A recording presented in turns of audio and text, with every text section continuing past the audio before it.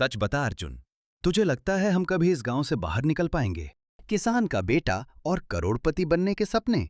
लोग हंसेंगे, आज हंसेंगे, कल यही लोग पूछेंगे कि कैसे किया।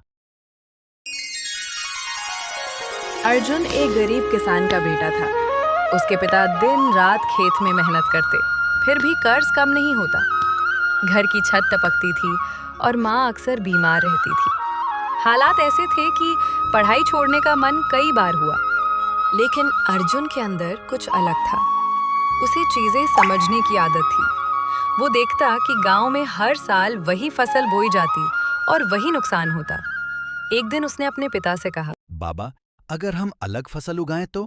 बेटा, जो सब करते हैं वही सही होता है। एक साल अर्जुन ने छोटा सा जोखिम लिया।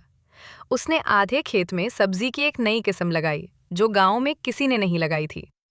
लोग ताना मारने लगे, फसल खराब हुई तो सड़क पर आ जाओगे। शुरुआत में परेशानियां आईं, लेकिन अर्जुन डटा रहा।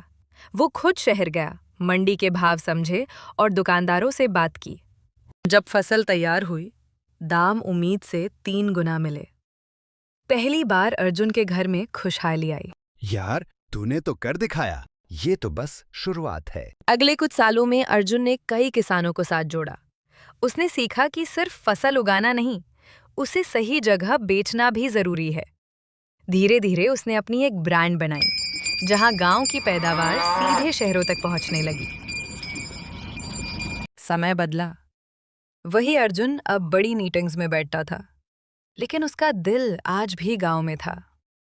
एक दिन दीपक ने मुस्कुराकर पूछा, अब तो तू करोड़पति बन गया। याद है तालाब वाली बातें? हाँ दोस्त, फर्क बस इतना है, अब सपने डरते नहीं। आज अर्जुन की पहचान सिर्फ एक अमीर इंसान की नहीं, बल्कि उस लड़के की है जिसने साबित किया कि समझदारी और हिम्मत गरीबी से बड़ी होती है।